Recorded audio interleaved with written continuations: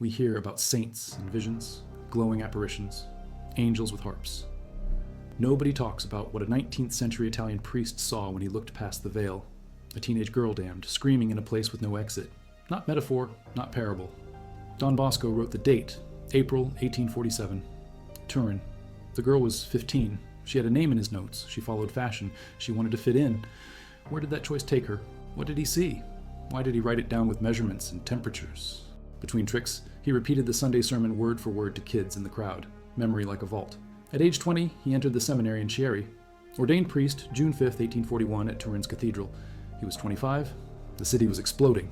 Factories, railways, migrants flooding in from the countryside. Boys sleeping in alleys. Some as young as 8 worked 14-hour shifts in silk mills. Don Bosco walked the streets. He counted them. In 1844, Turin's municipal records show over 9,000 homeless miners in a city of 137,000. Ratios don't lie. He heard confessions for hours, and he had dreams. Not the kind you forget by breakfast, the kind that left details, dates, faces, measurements. He kept a dream journal from 1844 until his death in 1888. The journals survive. Over 160 distinct dreams recorded in his hand, held now in the Salesian archives in Rome's Sacro Cuore Basilica and in the Casa Madre in Turin. Scholars call them prophetic dreams. Skeptics call them coded allegories. Don Bosco called them warnings.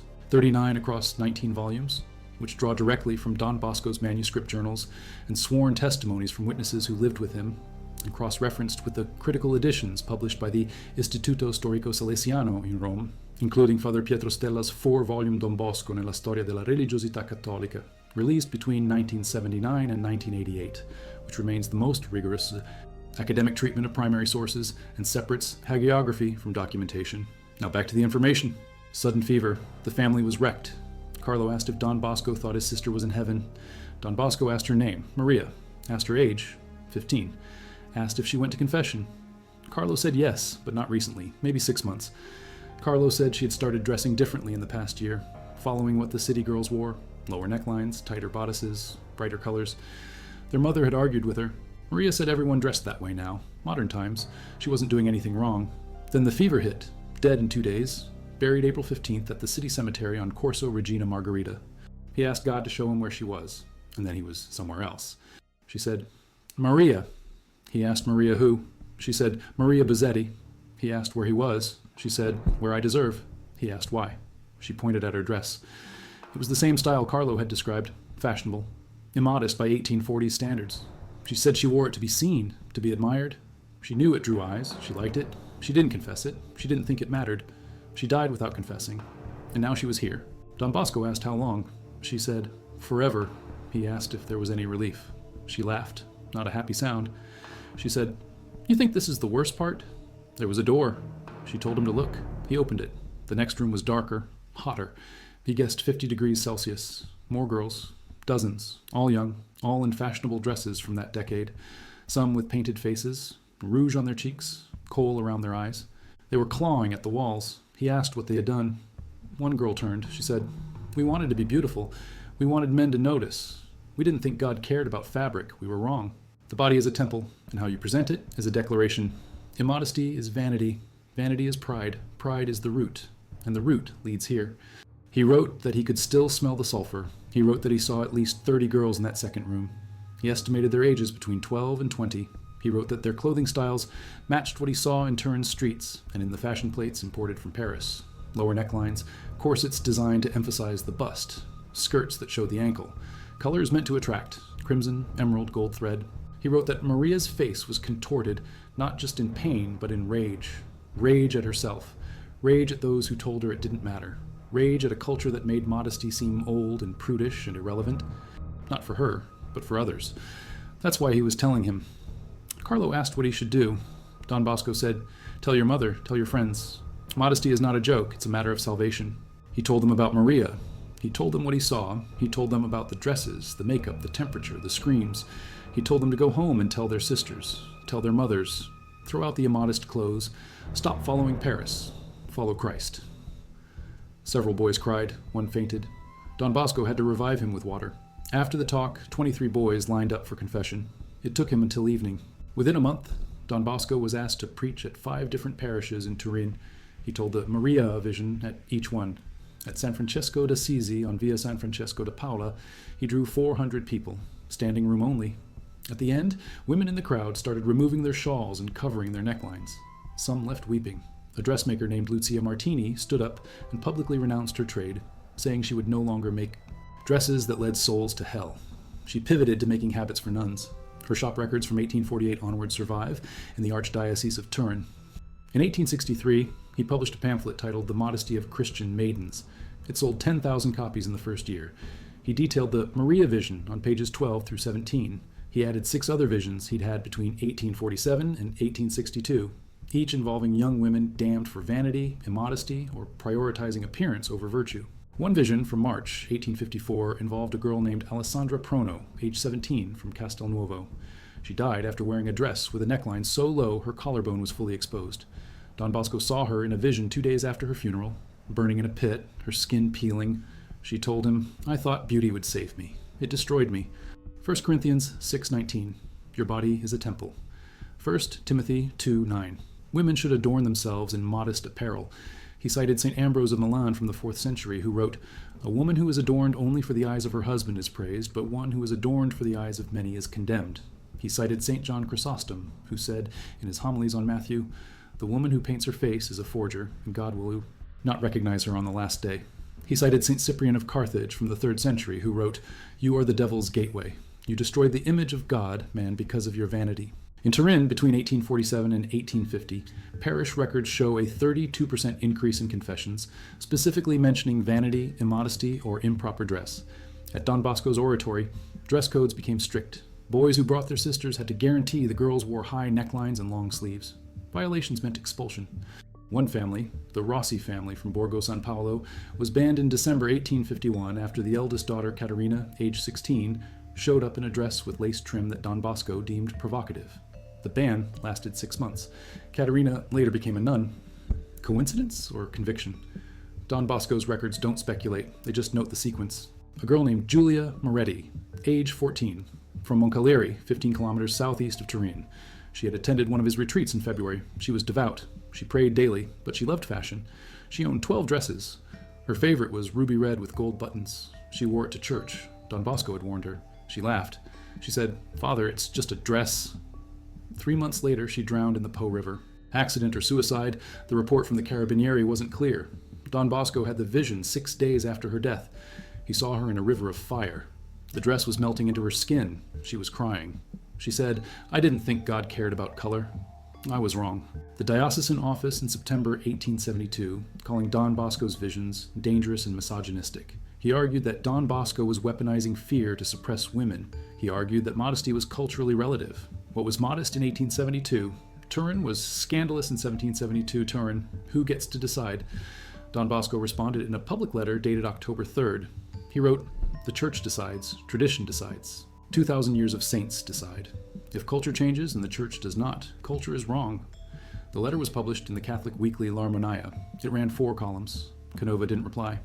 This is pulled from Father Offray's 2-volume St. John Bosco, published in English by Benziger Brothers in 1930, which synthesizes testimony from over 80 living witnesses who knew Don Bosco personally, and also from Don Bosco's own published works housed in the Salesian archives, including his letters, pamphlets, and the unedited dream journals examined by Father Caria in the 1943 critical edition, cross-checked, against 19th century diocesan records that confirm dates, locations, and the existence of individuals named in the visions. Back to it.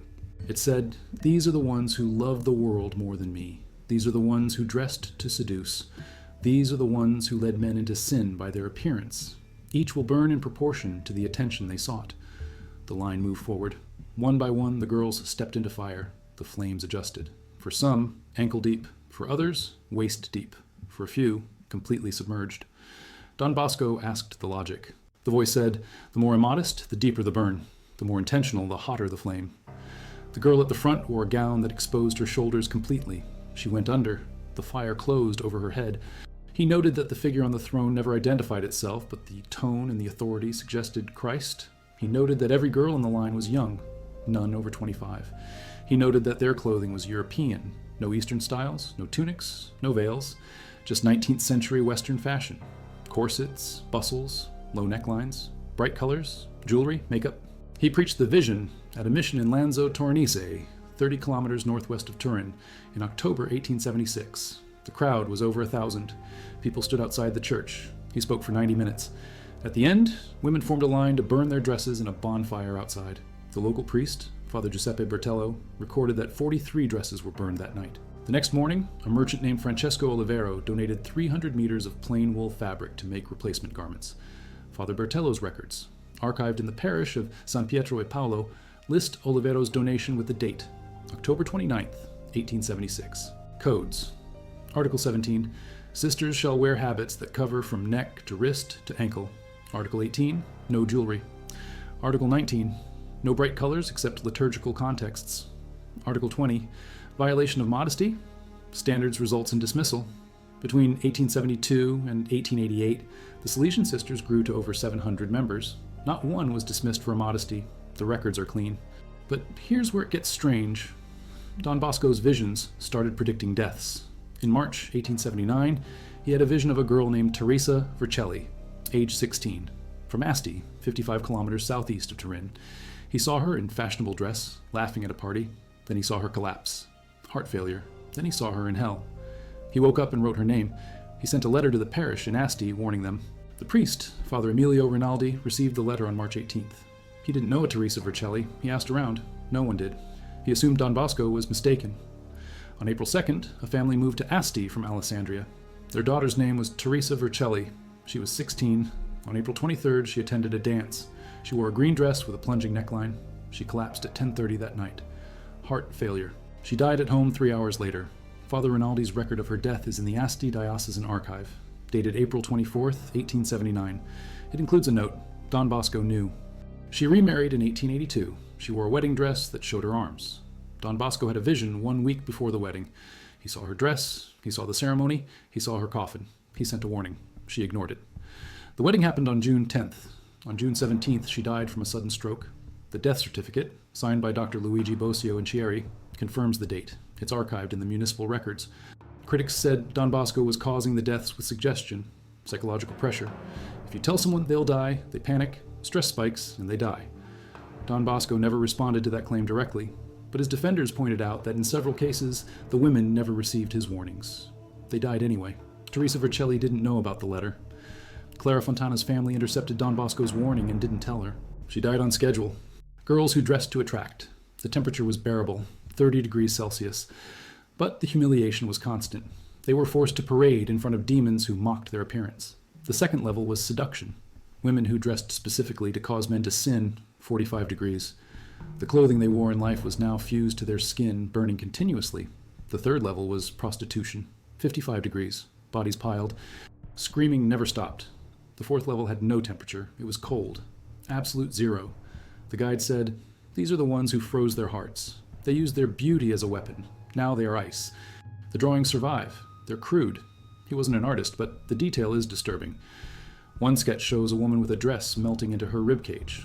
Another shows a pile of bodies with faces visible, mouths open, eyes wide. Some say he was ordered by his bishop to keep it private. The bishop at the time was Lorenzo Gastaldi, appointed to Turin in 1871. Gastaldi and Don Bosco had a tense relationship. Gastaldi thought Don Bosco overstepped. He thought the visions were becoming a spectacle. He ordered Don Bosco to stop preaching them publicly in 1884. The order is recorded in a letter dated February 9th, archived in the Turin Diocesan Collection. Don Bosco obeyed. He stopped preaching the visions. He didn't stop having them. The dress arrived. It was beautiful. The neckline was lower than Margarita expected. She felt uncomfortable. Her mother said, "Everyone wears this style now. It's fine." Margarita wore it to her first communion on April 19th. Don Bosco had the vision 13 days earlier. He saw Margarita in the dress. He saw her take communion. He saw her die. Fever. 3 days after communion, he saw her in judgment. The judge asked why she wore that dress to receive the body of Christ. She said, "My mother told me it was fine." The judge said, "You knew better." She was sent down. God doesn't care about dresses. Father Massa urged her to change it. She refused. The communion happened. Margarita wore the dress. On April 22nd, she developed a fever. On April 25th, she died. The cause was listed as scarlet fever. The death certificate, signed by Dr. Antonio Serra and Rivoli, confirms the date. Father Massa kept Don Bosco's letter. It's in the Rivoli Parish Archive. Did Margarita go to hell? We can't confirm the afterlife, but we can confirm Don Bosco knew the sequence before it happened. Date of communion, description of the dress, fever 3 days later, death on the 25th, every detail matched. He saw the 20th century. He saw women in trousers. He saw skirts that ended above the knee. He saw bare shoulders in churches. He saw bikinis on beaches. He saw lingerie as outerwear. He saw men unable to look away. He saw marriages destroyed. He saw vocations lost. He saw convents closing because girls no longer understood modesty. He saw a culture that called modesty oppression and immodesty liberation. He saw hell filling. He wrote it down. He titled the entry, Future Immodesty. He wrote, "I have seen what is coming. I have seen the daughters of the church abandon the teachings of the church. I have seen them naked in the streets and calling it freedom. I have seen them lead men into sin and call it empowerment. I have seen the demons rejoice. I have seen Mary weep. I have seen Christ turn his face." He wrote, "If this vision is true, the 20th century will be the century of damnation for women." He wrote, "I beg those who read this to resist, to teach their daughters, to hold the line." He underlined that sentence 3 times. He was 72 years and 5 months old. His last words, recorded by Father Michel Rua, who was at his bedside, were, "Tell them to be pure." Over 40,000 people attended his funeral. He was beatified by Pope Pius XI on June 2, 1929. He was canonized by Pope Pius XI on Easter Sunday, April 1, 1934, in front of a crowd estimated at 500,000 in St. Peter's Square. The canonization documents cite his work with youth, his founding of the Salesians, his educational methods. They do not mention the visions, but they didn't exclude them either. The visions were considered private revelation, not binding on the faithful, but not condemned. He described hell in detail. He linked immodesty to damnation. He saw the future and said it would get worse. Was he right? Vocations collapsed. In 1950, 92% of Italian women reported attending Mass weekly. By 2000, that dropped to 39%. By 2020, it was below 23%.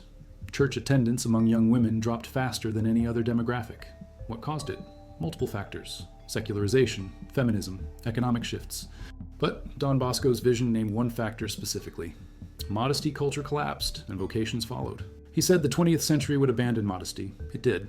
Catholic schools banned sleeveless tops and skirts above the knee because of him. Generations of girls were told to cover up or risk hell, and the name behind that warning was Don Bosco. Shorts in summer, tank tops allowed. The line moved. Don Bosco's line didn't. His visions didn't update. They stayed frozen in 1847. Maria Bazzetti, in a dress with a low neckline, damned forever. Psychologists call him a man with vivid nightmares shaped by cultural anxiety. Historians call him influential, regardless of metaphysics. His visions changed behavior. They changed policy. They changed how millions of people dressed for church, for weddings, for daily life. That's measurable. That's documented. She had a vision. She was a Salesian sister, trained under Don Bosco's rule. She saw Don Bosco in heaven. She asked him if the modesty visions were true. He said, every word. She asked if Maria Bazzetti was in hell. He said, forever. She asked why he was allowed to see these things. He said, to warn. She asked if the warnings worked. He said, for some. She asked what happens to those who ignore the warnings. He said, you saw. Sister Maria Bernadette's vision is not officially recognized by the Church. It's recorded in a letter she wrote to the Mother Superior in 1957, archived in the Salesian Sisters' Mother House in Turin. The letter is 4 pages. It describes the vision in detail. It includes Don Bosco's appearance, white hair, kind eyes, Salesian cassock. It includes his voice, which she described as firm but not harsh. It includes his message. Modesty is not about control. It's about destination. Dress for earth, end in earth. Dress for heaven, arrive in heaven. And it says the same thing Don Bosco said in 1847, the same thing he said in 1872, the same thing he said in 1887. Modesty matters, not as a preference, as a law. Break it, and the cost is eternal. They spent 18 months reviewing the manuscripts. They checked dates, they cross-referenced names, they verified locations.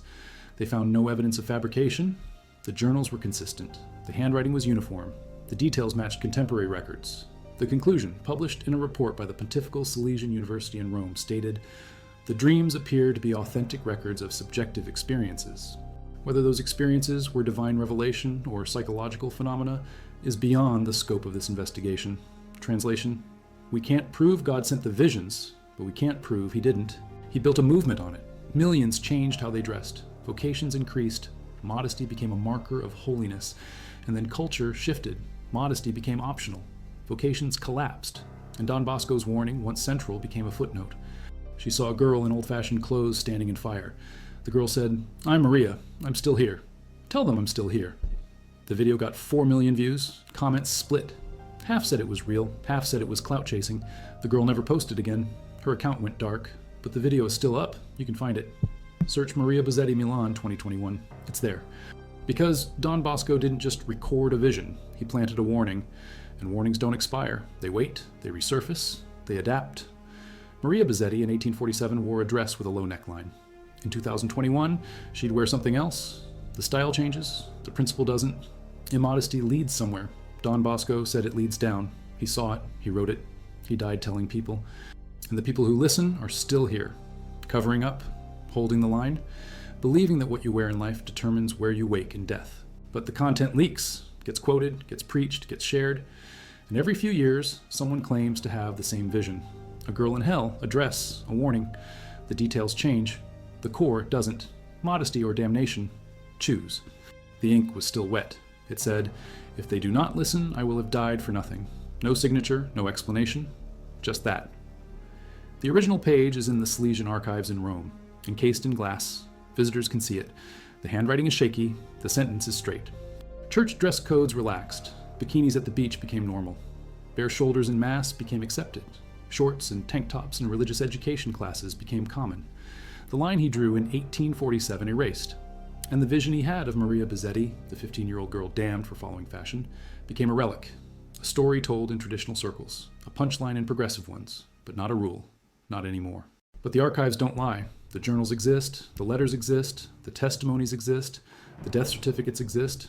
Don Bosco saw something. He wrote it down. He preached it. People died on schedule. Vocations collapsed on schedule. The 20th century unfolded as he described. The 21st is following the script. Whether that proves divine revelation or just keen cultural observation depends on what you believe about the invisible. But the visible is clear. A priest in Turin spent 40 years warning that modesty mattered, that fashion had consequences, that the soul could be lost over a neckline, and the world stopped listening, and the vocations disappeared, and the churches emptied, and the line he drew became a memory. Female vocations in 20th century Italy. She examined parish records, fashion trends, and vocation rates across 9 decades. Her conclusion: statistically significant correlation between the relaxation of modesty standards and the decline in religious vocations among young women. Correlation, not causation. She couldn't prove the visions were real. She couldn't prove immodesty caused damnation. But she could prove that when women stopped dressing the way Don Bosco said they should, they stopped entering convents. The numbers matched his timeline. The paper was published in the Journal of Contemporary Church History. It's peer-reviewed. It's accessible. It's ignored. Still waiting for someone to believe the story. Don Bosco saw her on April 18, 1847. We're 176 years past that date. The dress style changed. The destination didn't.